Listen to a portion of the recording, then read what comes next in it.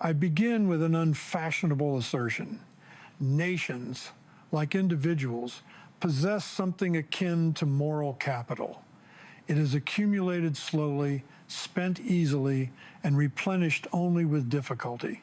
When the Cold War ended, the United States possessed such capital in abundance. It had prevailed not merely through superior power, but through the disciplined presentation of itself as a status quo power, one that valued rules, predictability, and restraint. The Soviet Union collapsed under the weight of its own contradictions, but it did so in an international environment shaped by American assurances that victory would not become vindictiveness. That inheritance mattered. In the early 1990s, Russia was not an enemy in waiting, but a diminished power searching for orientation, legitimacy, and security. Trust, in that fragile moment, was not sentimentalism. It was a strategic asset. The United States spoke then in the language of institutions, of partnership, of a Europe whole and free. Those words carried weight because they appeared tethered to habits of self-restraint and constitutional seriousness. But moral capital is not preserved by rhetoric alone. It is sustained by consistency between declared principles and observed behavior. Over time, American conduct taught a different lesson. The republic that once warned against the intoxication of power began to exhibit impatience with limits. Temporary measures became precedents. Exceptional actions hardened into routines. What had once been explained as reluctant necessity came to look from abroad like preference. For Russians watching from Moscow, credibility eroded not because American ideals were unattractive, but because American discipline appeared unreliable. A nation that had preached the virtues of predictability seemed increasingly comfortable with improvisation. A republic founded on suspicion of concentrated power appeared ever more willing to centralize decision-making in the executive, especially in foreign affairs. Trust depends less on benevolence than on reliability, and reliability requires restraint. The misjudgment was subtle but consequential. American leaders assumed that goodwill was inexhaustible, that past virtue conferred permanent authority. It does not. Moral capital, once spent, leaves behind not neutrality, but skepticism. Russia did not stop listening to the United States in a single moment of betrayal. It stopped because listening no longer seemed prudent. The lesson, as always, is constitutional before it is geopolitical. Power untethered from restraint eventually forfeits credibility. The most dangerous moment for a republic is not defeat but triumph. Victory tempts nations to confuse power with wisdom and momentum with legitimacy. In the years following the Soviet collapse, the United States succumbed to this temptation. It interpreted the end of its principal adversary not as a vindication of restraint, but as confirmation that restraint was no longer necessary. What had been a constitutional rivalry conducted within limits became almost imperceptibly a unipolar condition that rewarded impatience. History offered ample warning. Edmund Burke reminded us that prudence is not timidity, but the governing virtue of statesmanship. Yet post-Cold War, America treated prudence as an encumbrance. The absence of a peer competitor encouraged a habit of moral exhibitionism. Policies justified less by durable interests than by the satisfaction of being seen as history's arbiter. Power was exercised with increasing confidence that intentions alone could confer legitimacy. For Russia, this transformation was clarifying in the worst way. The United States had once insisted that rules restrain the strong as well as the weak. Now it appeared to reserve discretion for itself.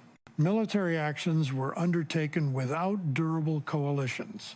International institutions were invoked selectively, complied with when convenient, and bypassed when constraining. From Moscow's vantage point, the lesson was not that America was hostile, but that it was unbound. The misjudgment lay in assuming that asymmetry dissolved responsibility. American policymakers mistook the weakness of others for a mandate to act unilaterally. But prudence does not vanish when opposition does. It becomes more necessary. The stronger the power, the greater the obligation to demonstrate self-limitation. Instead, the United States normalized the exception. Each justified deviation, temporary, context-specific, morally urgent, accumulated into a pattern. The consequence was corrosive. Russia learned to treat American assurances as provisional and American commitments as reversible. Victory without prudence teaches observers that today's promises may yield to tomorrow's preferences. Trust cannot survive such conditions. A republic that once governed itself by inherited restraints began to govern others by asserted virtue. The lesson is unromantic but enduring. Constitutional self-government is not validated by success, it is tested by it. When a nation ceases to fear the misuse of its own power, others will begin to fear that power instead. Russia's skepticism was not born of paranoia. It was a rational response to a victor that mistook dominance for judgment. Words in diplomacy are not ornaments. They are instruments. They bind, reassure, and when handled carelessly, mislead. In the aftermath of the Cold War, the United States and its allies spoke two languages at once. One was the formal language of treaties and sovereignty, precise and legally defensible. The other was the informal language of reassurance, delivered in conversations, understandings, and expectations. It is here, in the gap between legality and statesmanship, that much trust was lost. NATO's post-1991 expansion was, strictly speaking, lawful. Independent nations sought security under Article 10 of the alliance, and the alliance responded. Yet legality is not the same as prudence. During German reunification negotiations, Western officials repeatedly conveyed, sometimes explicitly, sometimes ambiguously, that NATO would not move eastward in ways that would threaten Russian security sensibilities. These were not treaty clauses, they were assurances, and statesmanship requires treating such assurances as morally consequential even when they are not legally binding. American leaders chose to speak narrowly. They emphasized the absence of written prohibitions while discounting the cumulative effect of expectations created and then disregarded. This was a triumph of lawyerly reasoning over constitutional realism. Republics endure not because they exploit every permissible advantage, but because they understand when restraint serves long-term stability. From Moscow, NATO enlargement appeared not as a technical adjustment, but as a revelation. The alliance that had once defined itself as defensive and bounded now seemed elastic and permanent. Russian leaders concluded that American assurances were situational, calibrated to immediate objectives rather than enduring relationships. Trust, once again, eroded, not because Russia misunderstood the law, but because it understood the pattern. The misjudgment was to treat Russian perceptions as irrelevant. American policymakers insisted that benign intentions should suffice. But intentions are invisible. Capabilities are not. Institutions communicate through behavior, not self-descriptions. Each round of expansion, however, justifiable in isolation, reinforced the impression that American power recognized no natural stopping point. The consequence was predictable. Russia ceased to interpret NATO as a stabilizing institution and began to regard it as an advancing frontier. Dialogue gave way to suspicion, reassurance to hedging. This was not the product of inevitable rivalry, but of accumulated disregard for how republics earn trust. The lesson is constitutional as much as strategic. A government faithful to limits understands that what it can do is not always what it should do. When reassurance becomes rhetorical rather than behavioral, it ceases to reassure at all. Habits, once formed, acquire a moral invisibility. What begins as an exception, justified by urgency, gradually becomes routine, no longer requiring explanation. In the decades after the Cold War, the United States developed such a habit in the realm of military intervention. Each action was defended on its own terms: humanitarian necessity, regional stability, the enforcement of norms, but together they constituted a pattern that taught observers how America now understood power. From Russia's perspective, the lesson was cumulative. The use of force in the Balkans without explicit United Nations authorization, the invasion of Iraq justified by contested intelligence, the elastic interpretation of mandates in Libya. These were not isolated disagreements about policy. They were evidence of a republic increasingly comfortable treating international constraints as advisory rather than binding. Intervention became not a last resort, but an available instrument. The misjudgment was to assume that frequency does not alter meaning. American officials often argued that each case was sui generis, governed by its own moral calculus. But foreign governments do not experience actions in isolation. They experience them as precedents. Repetition teaches. What it taught Russia was that American commitments to sovereignty were conditional, subject to reinterpretation by executive discretion and moral urgency. This habituation also revealed a deeper constitutional drift. Decisions of war and peace migrated steadily toward the presidency, justified by speed and necessity. Congress acquiesced, content to react rather than deliberate. The constitutional architecture designed to slow action was bypassed in the name of effectiveness. That this bypass became normal is precisely the problem. The consequence abroad was mistrust. At home, erosion. Russia learned to discount American assurances that force would be limited, exceptional, or reluctant. A nation that intervenes often cannot credibly insist that it intervenes only when compelled. Predictability requires restraint, and restraint requires institutional discipline. The lesson is not pacifism. Power, properly used, can stabilize, but power used habitually loses its moral signaling function. When intervention becomes familiar, reassurance becomes implausible. Russia's growing skepticism was not rooted in hostility to American values, but in observation of American behavior. Republics that forget the educative effect of their actions should not be surprised when others learn lessons they never intended to teach. Stability in international affairs depends less on goodwill than on continuity. Nations learn to trust, not promises, but patterns. In the American system, that continuity was once supplied by institutions, by Congress, by treaties ratified rather than improvised, by habits of deliberation that outlasted elections. Over time, however, U.S. foreign policy came to resemble weather, changeable, personality-driven, and increasingly concentrated in the presidency. This was not an accident, but an abdication. Congress, designed to be the engine of durable policy, retreated into episodic protest. War powers were asserted by executives and tolerated by legislators. Treaties gave way to executive agreements, proclamations, and red lines announced without the ballast of institutional commitment. The presidency became not merely the face of American policy, but its principal author. For Russia, this personalization was destabilizing. Strategic trust cannot survive when policy oscillates with electoral cycles and presidential temperament. One administration would promise partnership, another confrontation. One would emphasize multilateralism, the next disdain it. None could bind its successors. Moscow learned that American assurances expired with administrations, and sometimes sooner. The misjudgment was to confuse flexibility with credibility.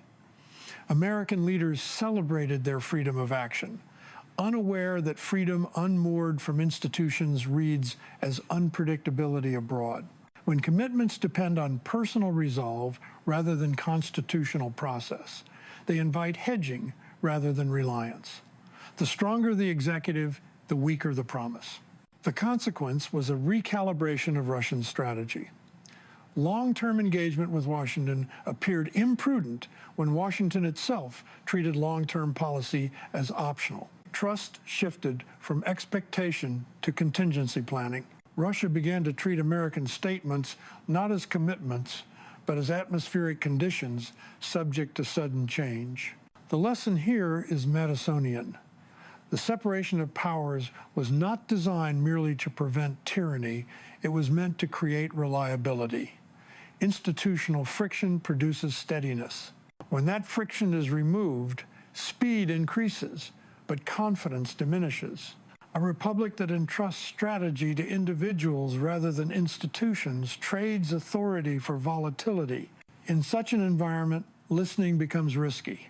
Russia did not stop listening because America spoke harshly. It stopped because America spoke inconsistently, and inconsistency is the enemy of trust. When trust erodes, nations do not drift aimlessly. They recalibrate. Russia's turn inward and eastward was not a sudden ideological conversion, but a strategic adjustment born of accumulated skepticism. Having concluded that Western engagement offered diminishing returns and increasing vulnerability, Moscow began to substitute autonomy for integration and suspicion for reassurance. This turn was often misread in Washington as proof of inherent Russian revanchism. That interpretation flatters American innocence. In reality, Russia's internal consolidation and external reorientation reflected a belief that the post-Cold War order was neither neutral nor durable. Institutions that promised inclusion appeared conditional. Rules that claimed universality seemed selectively enforced. Faced with that perception, Russian leaders chose insulation over exposure. The inward turn manifested as centralization of authority and a renewed emphasis on national sovereignty. The eastward turn followed economic and demographic logic.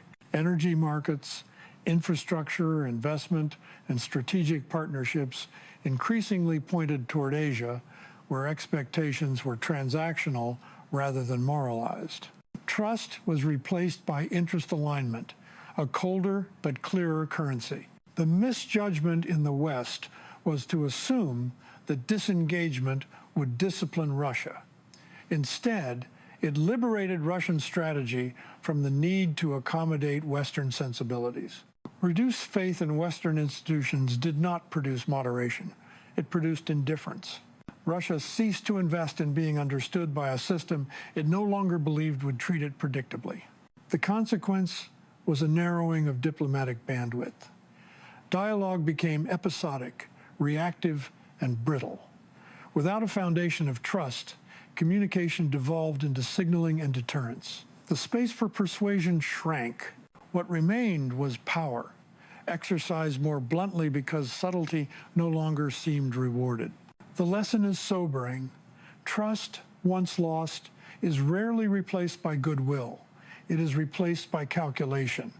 A nation that stops listening has usually decided that listening yields no advantage. Russia's turn was not inevitable, but it was intelligible. It reflected a judgment, right or wrong, that the American-led order had become an instrument rather than an institution. For a republic that once understood the value of durable frameworks, this should prompt reflection. When others turn away, it is prudent to ask not only what they believe, but what they have learned. I end where constitutional conservatives have always begun, with limits. Not limits as weakness, but as wisdom institutionalized.